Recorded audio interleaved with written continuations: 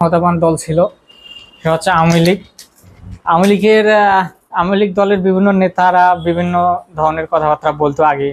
দেশ নাকি ওরা কিনে নিছে, আমরা নাকি সবাই ভাড়াটিয়া, আমরা এই দেশে থাকতে পারবো না, আমাদের হাতে এই দেশ তুলে দিবে না, বা অন্য কোনো নেতা বা দলের হাতে তুলে দিবে না।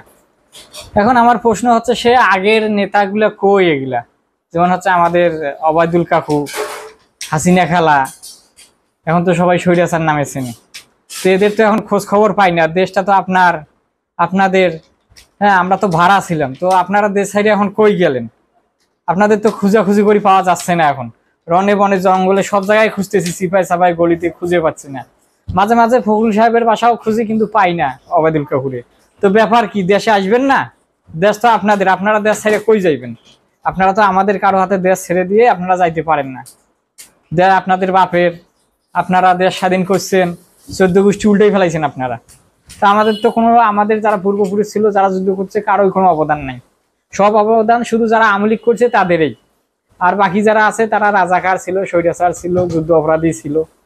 তো আপনারা তো খুব ভালো মানুষ, দুধের ধোয়া। তো আপনারা কই গেলেন? এখন হারাই গেলেন কে? কার হাতে দিয়ে গেলেন? কার ভয়ে গেলেন? হ্যাঁ, আপনারা নাকি কারো হাতে দেশ তুলে দিবেন না। তো একটু আসেন, আপনাদের সাথে দেখা সাক্ষাৎ করি। অনেকদিন আপনাদের দেখি না, কোনো কথাবার্তা শুনি না, নাটক বাস কথাবার্তা গুলা।